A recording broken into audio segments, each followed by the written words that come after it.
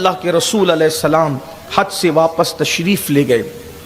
ماہ محرم کا مہینہ بہت اچھے سے گزرا، اور سفر کا جب آخری ہفتہ آیا تو اللہ کے رسول صلی اللہ علیہ وآلہ وسلم کی طبیعت میں علالت شروع ہوئی۔ روایتوں میں آتا ہے کہ آخری ہفتے میں سفر المظفر کے اللہ کے رسول علیہ السلام کے سر میں درد ہوا، اور اس کیفیت میں اللہ کے رسول علیہ السلام جنت البقیع جو مدینہ منورہ کا قبرستان ہے وہاں تشریف لے گئے، اور جب وہاں تشریف لے گئے تو میرے آقا صلی اللہ علیہ وآلہ وسلم نے بہت دعا کی۔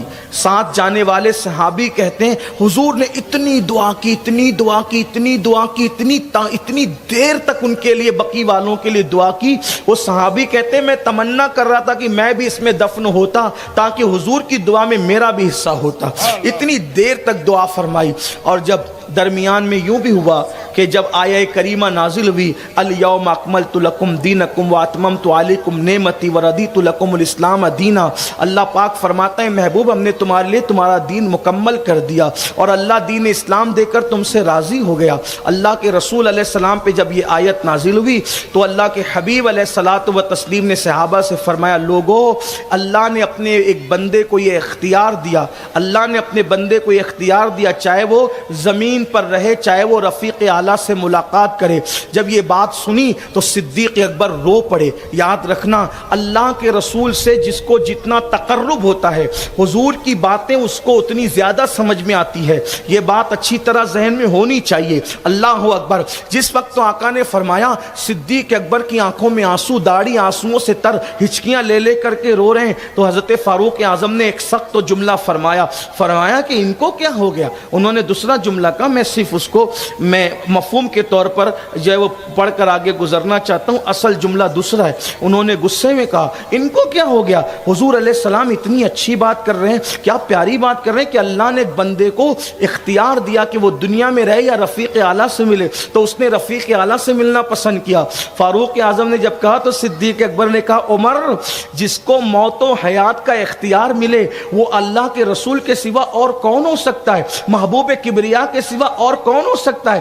اے عمر، جلد ہی اب یہ چہرہ نظروں سے اوجھل ہونے والا ہے، جلد اب یہ چہرہ نگاہوں سے اوجھل ہوگا، اب یہ چہرہ نظر نہیں آئے گا۔ حجۃ الوداع کے موقع پر کئی اشارے دی اللہ کے رسول علیہ السلام نے کہ میں شاید آئندہ سال تم مجھے نہ پا سکو، اور پھر بار بار حضور علیہ السلام ایک بات کرتے رہے، اذکرکم اللہ فی اہل بیتی، اذکرکم اللہ فی اہل بیت، میری اہل بیت کے بارے میں اللہ سے ڈرتے رہنا، میری اہل بیت کے بارے میں اللہ سے ڈرتے رہنا۔ حضور واضح اشارے کرنے کربلا کے فرما رہے میرے بعد اللہ میری اہل بیت کے بارے میں تم کو آزمائے گا کہ تم میرے بعد میری اہل بیت کے ساتھ سلوک کیا کرتے ہو۔ اور پھر اللہ کے حبیب علیہ السلام سفر المظفر کہ آخری ہفتے میں جو ہے وہ علیل ہوئے، اور جب بیماری بڑھتی گئی تو اللہ کے حبیب علیہ الصلاۃ والتسلیم نے امہات المومنین سے اجازت لے کر سیدہ طیبہ طاہرہ عائشہ صدیقہ رضی اللہ تعالی عنہا کے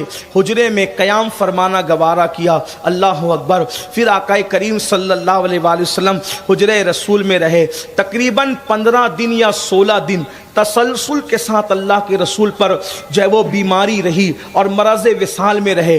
صحابہ کہتے ہیں اتنا بخار تھا کہ اگر ہاتھ رکھتے تھے تو ہاتھ کے اندر اتنی طاقت نہیں تھی کہ اس بخار کو برداشت ہم کر سکیں۔ ہم کہتے ہیں یا رسول اللہ آپ کو اتنا بخار، تو اللہ کے حبیب علیہ السلام فرماتے ہیں کہ انبیاء کرام پر آزمائش لوگوں سے زیادہ ہوتی ہے، جو اللہ کا جتنا مقرب ہوتا ہے اس کو آزمائش اتنی زیادہ ہوتی ہے۔ حضرت ام المومنین عائشہ صدیقہ فرماتی ہیں کہ بخار کی تپش اور حرارت اتنی تھی کہ ہم لوگ چادر گیلی کر کے رسول اللہ کے جسم اطہر پہ ڈالتے اور تھوڑی دیر میں وہ سوکھ جاتی۔ حضور علیہ الصلاۃ والتسلیم پانی کے کٹورے میں ہاتھ ڈال کر چہرے پہ ملتے اور فرماتے موت کی سختی ہے، موت سخت ہے۔ اللہ کے حبیب علیہ السلام یہ فرماتے، اور پھر ان 15 دنوں میں یا 16 دنوں کے اندر اللہ کے حبیب علیہ السلام جب مسجد نہیں گئے تو اللہ کے حبیب علیہ السلام نے پھر اشارہ دیا۔ دیکھو حج کے لیے کس کا انتخاب کیا؟ امیر الحج کے لیے صدیق اکبر کا۔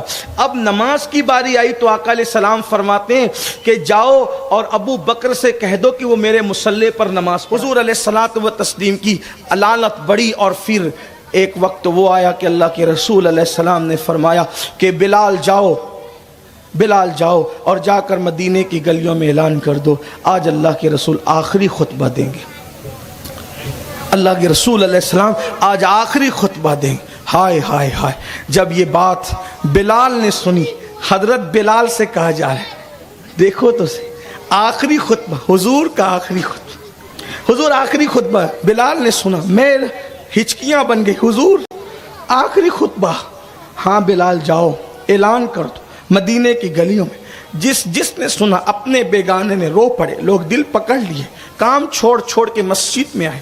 اللہ کے رسول علیہ السلام نے پھر حضرت مولا کائنات کا کندھا ایک طرف سے اور ایک طرف سے حضرت عباس کا کندھا تھاما اور تھام کر کے جو ہے وہ تشریف لائے، اور آنے کے بعد منبر پہ بیٹھ گئے، اور پھر اس کے بعد آقا علیہ السلام نے بار بار فرمایا، آقا فرماتے ہیں کسی کا حق مجھ پہ باقی لے لو، کسی کا قرض لے لو، کسی کا جو ہے لے لو۔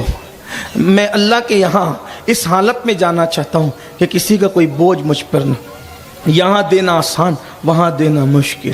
بہت بار بار واسطے دیے، ایک صاحب کھڑے ہوئے، عرض کی یا رسول اللہ صلی اللہ علیہ وسلم 4 درہم میرے قرض نکلتے ہیں آپ پر۔ اگر میں بولنا نہیں چاہتا تھا، لیکن چونکہ آقا علیہ السلام میرے آقا، آپ نے بار بار کہا اور قسم دے کر کہا میرے 4، آقا فرماتے ہیں یاد ہے وہ 4 درہم کائے کے تھے؟ عرض کی یا رسول اللہ ایک سائل اور بھکاری آیا تھا اور آپ نے فرمایا تھا اس وقت میرے پاس نہیں ہے، بظاہر تم دے دو ہم تمہیں لوٹا دیں گے، اور پھر میں نے حضور طلب نہیں کیا۔ اللہ کے رسول علیہ السلام نے فرمایا ٹھیک ہے، حضرت عباس نے جو ہے وہ رقم ادا فرما دی، یہ لو۔ پھر پوچھا اور کسی کا کچھ ہے، اور کسی کا کچھ ہے، کسی کا کچھ نہ تھا۔ پھر میرے آقا نے فرمایا اے میرے صحابہ بتاؤ اللہ نے مجھے جو دین لے کر کے بھیجا تھا کیا وہ دین کا پورا پیغام میں پہنچا چکا؟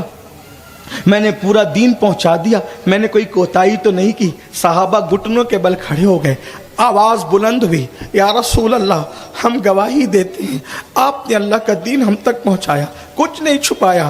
حضور علیہ السلام نے ہاتھ اٹھا، اللہ یہ گواہی دیتے ہیں تو بھی گواہ رہنا کہ تو نے مجھ پہ جو نازل کیا میں نے من و ان کو پہنچا دیا، یہ گواہی دیتے تو گواہ رہنا۔ حضور گواہی لے رہے ہیں، کیوں؟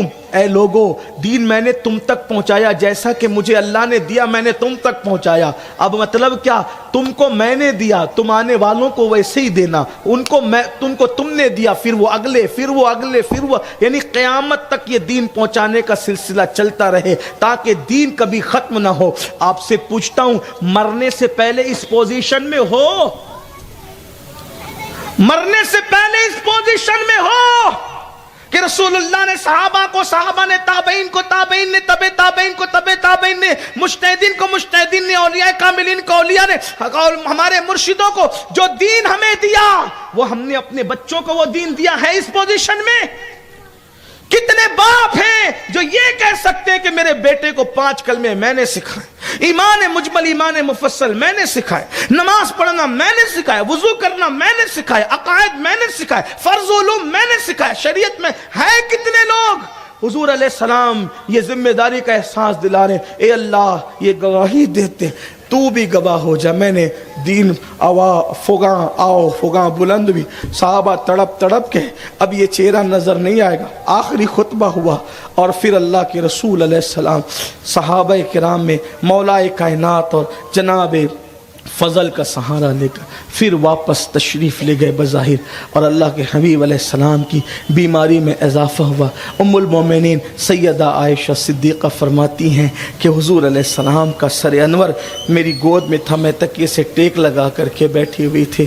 اللہ کے رسول علیہ السلام کے پاس شہزادگان حسنین کریمین موجود تھے، آنکھوں سے آنسو جاری تھے۔ حضور شہزادوں کو دیکھتے روتے، سیدہ کو دیکھتے روتے، سیدہ حضور کو دیکھ کر کے روتی۔ آقا علیہ السلام نے کان میں کچھ کہا، سیدہ رو پڑی، اس کے بعد کچھ کہا، سیدہ مسکرا پڑی۔ ام المومنین سیدہ عائشہ صدیقہ نے پوچھا فاطمہ اتنی جلدی غمگین ہو کے اتنی جلدی خوش ہوتے میں نے تمہیں کبھی نہیں دیکھا ہے، بتاؤ حضور نے کیا کہا؟ فرمایا بابا کا راز کبھی نہ بتاؤں گی جب تک کہ یہ راز خود افشا نہ ہو جائے تو آقا علیہ السلام کے وصال کے بعد کا اب تو بتا دو جو میرا تم پر حق ہے. تو عرض کیا کہ آقا نے کہا تھا میں دنیا سے جا رہا ہوں, اب میں اس دنیا میں ظاہری دنیا میں نہیں رہوں گا. فاطمہ میں جا رہا ہوں. میں رو پڑی, بابا آپ کے بغیر کیسے رہوں گی؟ تو آقا نے فرمایا مگر خوش ہو جا, میرے اہل بیت میں سب سے پہلے جو مجھ سے ملاقات کرے گا وہ تم ہی ہوگی. اسی لیے ٹھیک 6 مہینے کے بعد سیدہ پاک دنیا سے کوچ کر گئی. حضور کے اہل بیت میں سب سے پہلے انہی کا وصال ہوا. اللہ اکبر. میرے آقا علیہ الصلوۃ والتسلیم کے پاس اللہ اکبر گھر والے آئے اور پوچھا آقا دنیا سے جا رہے ہیں, غسل کون دے گا؟ غسل کون دے گا؟ کچھ اصحاب بھی تھے, غسل کون دے گا؟ فرمایا میرے گھر والے. اہل البیت غسل. کفن کون پہنائے گا؟ میرے گھر والے. قبر میں کون اتارے گا؟ میرے گھر والے. نماز جنازہ کون پڑھائے گا؟ جیسی نماز جنازہ کی بات آئی چیخیں نکل گئی. پھر میرے آقا علیہ السلام نے بتایا کہ جب میرا جسد اقدس تیار کر دینا تو سب حجرہ خالی کر دینا. پہلے جبریل مجھ پر درود و سلام پیش کریں گے, فرشتے درود و سلام پیش کریں, پھر میرے اہل بیت درود و سلام پیش کریں. اسی لیے حضور علیہ الصلوۃ والتسلیم کی نماز جنازہ ایسے نہیں ہوئی جیسے لوگوں کی ہوتی ہے, بلکہ سب آتے تھے اور حضور علیہ السلام پر درود و سلام پڑھ کے چلے جاتے تھے. بلکہ جو ہے وہ ہم حضور علیہ السلام کے جسد اقدس کو جنازہ بھی کہتے ہیں تو کلیجہ کانپتا ہے, بس صرف سمجھنے سمجھانے کے لیے, ورنہ وہ کیا ہستی. اللہ اکبر. آقا کریم صلی اللہ علیہ وسلم نے سب بتا دیا. فرمایا میرے بعد میری اہل بیت کا خیال کرنا, میرے بعد میری اہل بیت کا خیال کرنا. اس طرح کی باتیں کی. اور اللہ کے حبیب علیہ الصلوۃ والتسلیم ام المومنین فرماتے میرے بھائی عبد الرحمن آئے, ان کے ہاتھ میں مسواک تھی, تو میں نے دیکھا کہ حضور مسواک دیکھ رہے ہیں. میں نے اس کی مسواک کریں گے حضور؟ مسواک بہت پسند تھی. تو حضور نے سر کا اشارہ کر کے ہاں کہا. میں نے مسواک کو اپنے منہ سے, دیکھو یہ اماں عائشہ پاک کی شان ہے, صدیقہ بنت صدیق کی شان ہے, کہتی ہے میں نے مسواک کو اپنے منہ سے نرم کیا, حضور علیہ السلام کو دیا, حضور نے اس سے مسواک فرمائی, وہ اور وضو فرمایا, اور حضور علیہ الصلوۃ والتسلیم کا سر انور میری گود میں تھا. اللہ کے رسول علیہ السلام ایسے میں دروازے پہ دستک ہوئی, دروازے پہ دستک ہوئی. روایتوں میں آتا ہے سیدہ کائنات مخدومہ فاطمہ الزہرا دروازے پر گئیں. آنے والے نے کہا, سیدہ نے پوچھا کون؟ آپ کے بابا کا خادم ہوں, ملاقات چاہتا ہوں, ملنا چاہتا ہوں. تو سیدہ نے فرمایا کہ ابھی ان کی طبیعت ایسی نہیں کہ مل سکو, جاؤ بعد میں آنا. بس تھوڑی دیر کے بعد پھر دستک ہوئی, اور اس کے بعد پھر کہا کہ کون؟ بابا کا خادم ہوں آپ کے, ملنا چاہتا ہوں, اذن حضوری چاہتا ہوں. اللہ اکبر. پھر فرمایا کہ طبیعت علیل ہے, بعد میں آنا. تیسری بار تھوڑی دیر کے بعد پھر دستک. آقا نے فرمایا فاطمہ آنے دو, وہ کوئی عام خادم نہیں ہے, وہ حضرت ملک الموت ہے, عزرائیل ہے. بیٹی اس سے پہلے کسی سے اجازت نہیں لی اور اس کے بعد بھی کسی سے اجازت نہیں لیں گے. آنے دے, یہ وہ ہے جو بچوں کو باپ سے جدا, باپ کو بچوں سے جدا, بیوی کو شوہر سے, شوہر کو بیوی سے, یہی آبادیوں کو ویرانے میں تبدیل کرتا ہے. بیٹی آنے دے اور رفیق اعلیٰ کی طرف جانے دے. حضرت ملک الموت بارگاہ رسالت میں موجود تھے. جبریل امین آئے, عرض کی یا رسول اللہ اب بھی اگر آپ چاہیں تو اللہ پاک یہ سب بیماری دور فرما دے, اور آپ رفیق اعلیٰ کی طرف اگر چلنا چاہیں تو آپ کی مرضی ہے, اور اگر آپ رہنا چاہیں تو اب بھی بیماری دور ہو سکتی ہے. آقا کریم صلی اللہ علیہ وسلم نے فرمایا جبریل میں نے رفیق اعلیٰ کی طرف جانے کا فیصلہ کر لیا ہے. اللہ اکبر. پھر اس کے بعد حضرت اسرائیل نے عرض کی حضور اجازت ہو, حضور اجازت ہو تو روح انور کو جو ہے وہ جسم اقدس سے نکال لیا جائے. اور پھر وہ وقت بھی دنیا نے دیکھا کہ روح کائنات کی روح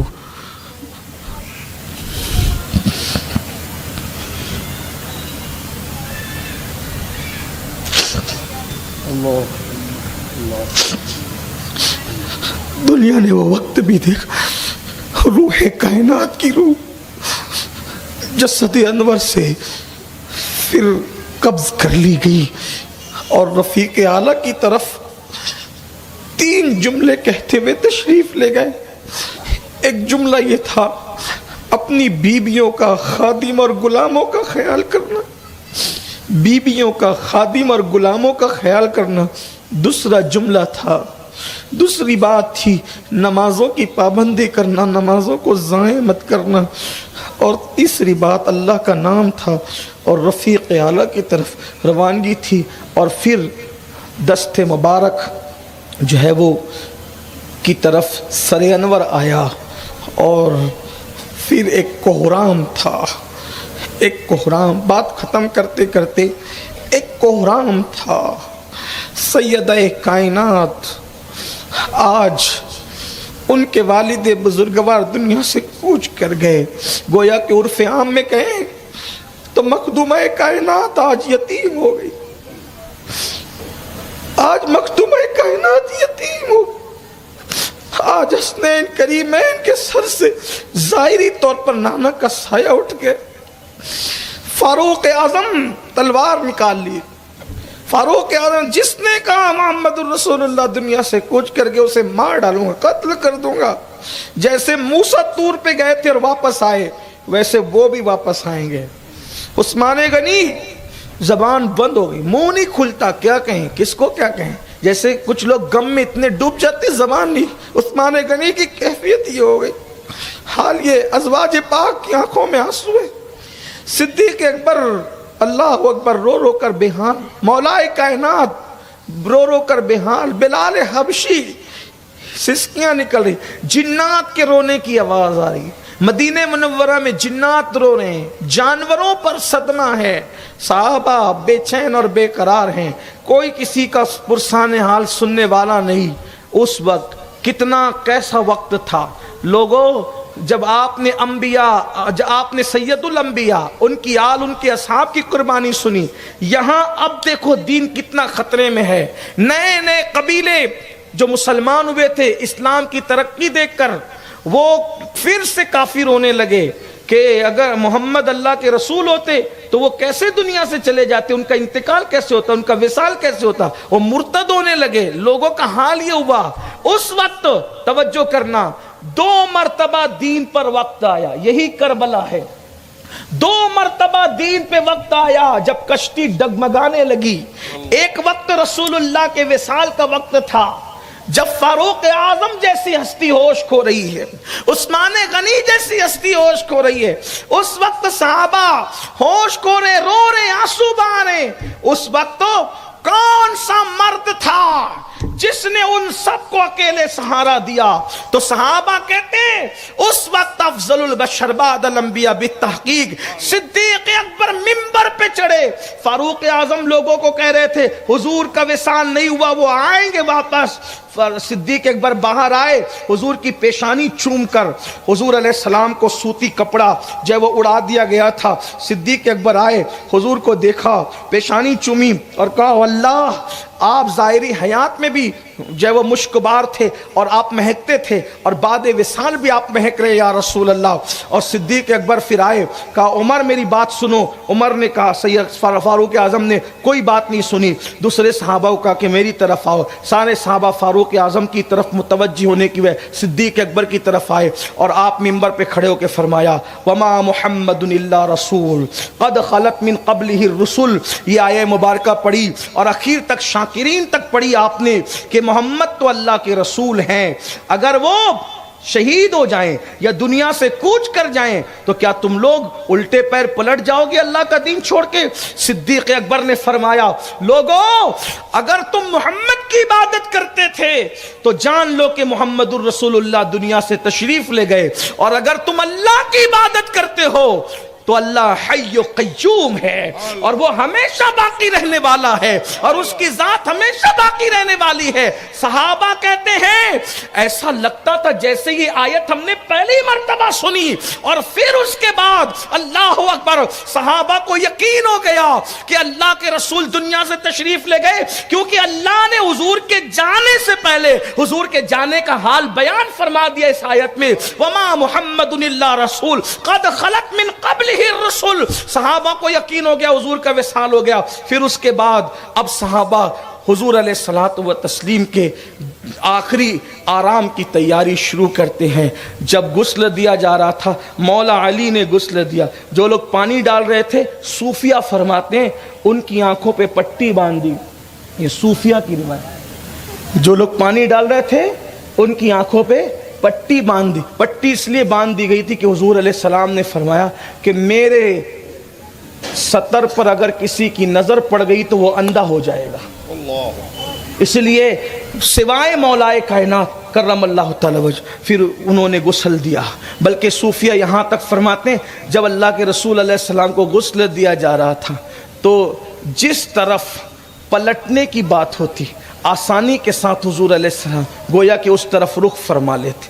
और फिर 3 कपड़ों में हुजूर अलैहिस्सलाम को कफन शरीफ पहनाया गया।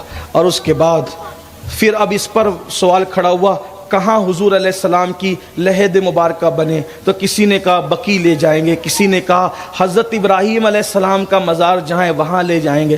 तो सिद्दीक़ अकबर ने फरमाया नबी जिस जगह पे दुनिया से उनकी रूह निकलती है वही जगह पर नबी को दफन किया जाता है, वही उनकी आरामगाह बनती है। तो जहाँ हुजूर का विसाल हुआ वहीं हुजूर अलैहिस्सलाम की आखिरी आरामगाह बनेगी। अब यहाँ पर एक बात कह दूँ, कुछ लोग आपको बहकाते हैं कि विसाल पीर के दिन हुआ फिर बुध की रात में तदफीन क्यों हुई।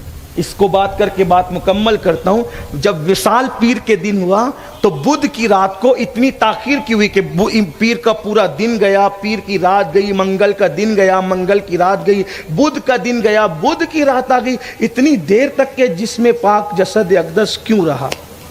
पहली बात अल्लाह की हिकमत ये थी ताकि चार दिन तक जसद अक़दस वैसे ही रखा रहे और दुनिया को पता चल जाए कि महबूब के जिस्म में तगय्युर रूनुमा नहीं हुआ। लोग अपने अब्बा दादा को रखते हैं, कोई पंखा लगाता है, कोई बर्फ लगाता है, कोई ठंडे कूलर उसमें रखते हैं, है ना, फिर भी चेहरे देखने के काबिल नहीं रह जाते। लेकिन उस दौर में तो ये सारे इंतजामात नहीं थे। हुजूर अलैहिस्सलाम के जसद मुबारक में कोई तब्दीली नहीं। लोग देख लें कि हुजूर ज़ाहिरी जिस्म के साथ जब हयात थे, ज़ाहिरी ज़िंदगी में तो भी मुअत्तर थे और बाद विसाल भी मुअत्तर रहे। और दूसरी बात ये थी कि हुजरे आयशा सैयदा आयशा, आप मदीना शरीफ गए, जो गए अल्लाह मुबारक करे, जो नहीं गए अल्लाह उन्हें जल्द मदीना शरीफ दिखाए और अल्लाह हमें भी आपको भी बार बार दिखाए। हुजूर अलैहिस्सलाम इस वक्त जहाँ आराम कर रहे हैं वो 2 हुजरे हैं, हुजरे सैयदा फातिमा और हुजरे आयशा।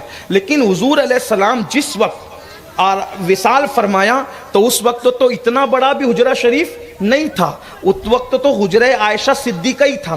तो चूंकि लोग आते जाते और दुरूद पढ़ते, सलाम पढ़ के जाते, आते दुरूद पढ़ के सलाम पढ़, तो छोटी छोटी टुकड़ियों में लोग गिरो दर गिरो आते, दुरूद और सलाम पढ़ के जाते, दुरूद। तो वो चूंकि वहां से जिस्म अक़दस को बाहर नहीं निकाला गया था, हुजूर अलैहिस्सलाम का जिस्म पाक हुजरे सैयदा आयशा ही में रखा गया था और वहीं आकर के लोग दुरूद और सलाम पढ़ते थे। तो हजारों असहाब आते गए, दुरूद और सलाम पढ़ के जाते गए, आते गए। तो ताखीर की एक वजह यह भी थी। और फिर उसके बाद अल्लाह के रसूल अलैहिस्सलाम को लहद अतहर के सपुर्द कर दिया गया और इस तरह से हुजूर अकरम सल्लल्लाहु अलैहि वसल्लम ने इस दुनिया से आलम बका की तरफ अपनी शान के मुताबिक कूच फरमाया। और इस तरह से हमारा अकीदा ये वाज़े हो गया कि अम्बिया को भी अजल आनी है, मगर ऐसी कि फ़कत आनी है। फिर वही मौत के बाद उनकी हयात मिस्ल साबिक वही जिस्मानी है।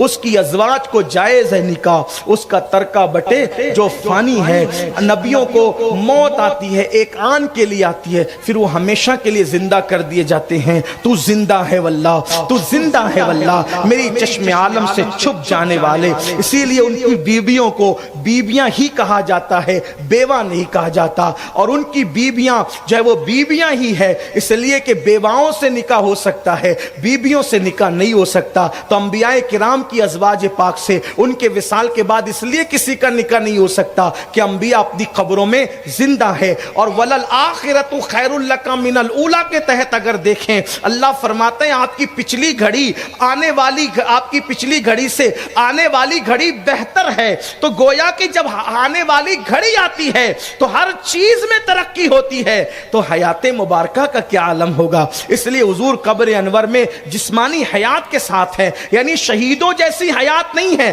شہیدوں سے بڑھ کر مصطفیٰ جان رحمت کی حیات ہے، اور وہ زندہ ہیں الحمدللہ۔ ہم کلمے میں یہی تو پڑھتے ہیں محمد الرسول اللہ، محمد اللہ کے رسول ہیں۔ اب آخری بات عرض کر دوں، سب پر غم تھا، سب پر غم تھا، لیکن آپ جانتے ہیں جو جتنا چہیتا اور جتنا چاہتا ہے، جملے پہ غور کریں، جو جتنا چہیتا اور جو جتنا چاہتا ہے اس کو اتنا ہی صدمہ ہوتا ہے۔ سیدہ کائنات کو اتنا صدمہ تھا کہ جب وصال کے بعد حضرت بلال سیدہ کی طرف آئے تو آپ نے فرمایا، بلال کیسے ہمت ہوئی ان ہاتھوں کی کہ میرے بابا کو لحد کے سپرد کرے۔ اور آپ کہتی تھی، بابا آپ کے جانے سے مجھ پر وہ غم ٹوٹا ہے کہ اگر وہ غم پہاڑ پہ ڈال دیے جائیں تو پہاڑ پگھل جائیں، اور دنوں پہ ڈال دیے جائیں تو دن راتوں میں تبدیل ہو جائیں، سمندر پہ ڈال دیے جائیں تو سمندر خشک ہو جائیں۔ سیدہ پاک